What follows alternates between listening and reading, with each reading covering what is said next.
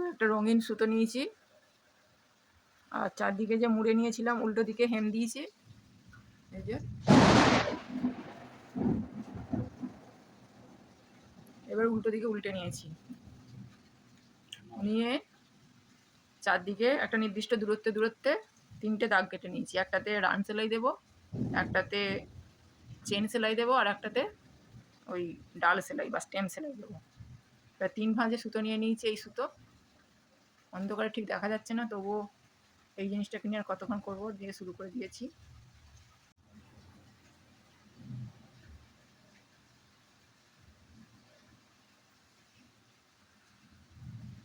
এইভাবে গেঁটটা দিয়ে নিতে হবে। এই যে ছুঁচটা নিয়ে নিয়েছি, ছুঁচটাকে রুমালের উল্টো সাইড দিয়ে যেখানে দাগটা শুরু হচ্ছে সেইখানে আমি তুলব।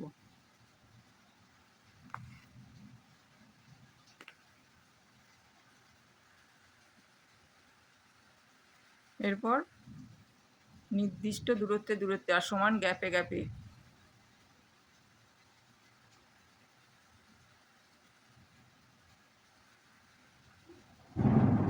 বোঝা যাচ্ছে তো, এরকম করে ঝুঁচটাকে বার করে নেব এবং একইভাবে গোটা সেলাইটা দিয়ে যাব।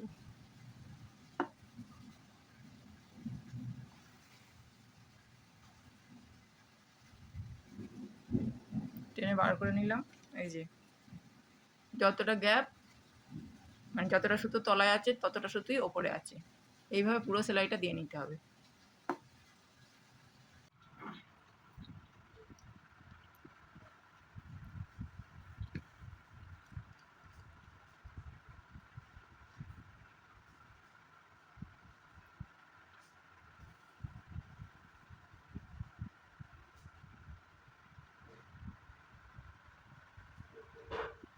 এইভাবে এবার উল্টো দিকে উল্টে নিয়ে এই যে গিঁটটা রয়েছে, গিঁটটার সঙ্গে গিঁটটা পেরে দিতে হবে।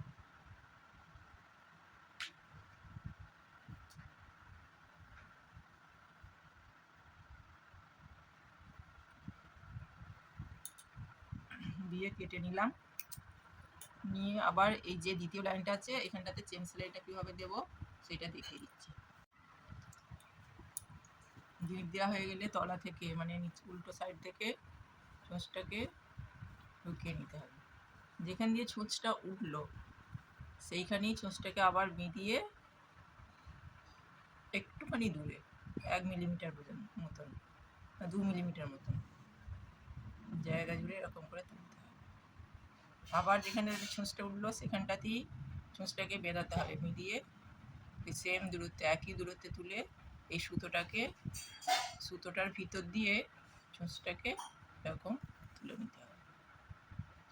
শিকলের মতন হবে, শিকল বা চেন যেরকম দেখতে সেরকম। এই একই জায়গায় যেখানে ছুঁচটা উঠলো সেখানেই ঢোকাতে হবে, সুতোটার ভিতর দিয়ে ছুঁচটাকে ঘুরিয়ে নিতে হবে। এইভাবে গোটাটা চারদিকটা দিয়ে নেব। এইভাবে চারিদিকটা চেন সেলাইটা দিয়ে নেবার পর ডাল সেলাইটা দিতে হবে। একইভাবে নিচের দিক থেকে তুলবো ছুঁচটাকে, মানে উল্টো সাইড থেকে সোজা সাইডে আনবো।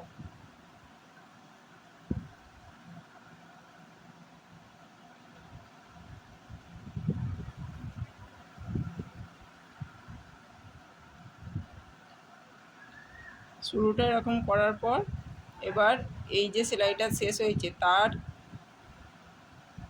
একটু নিচে থেকে মানে মাঝখান থেকে তুলতে হবে এইটাকে। এই যে সেলাইটা আছে এই সেলাইয়ের মাঝ বরাবর বেঁধাতে হবে, বেঁধিয়ে এই সুতোটা যেটা উঠেছে এর সামনে দিয়ে ছুঁচটাকে তুলতে হবে।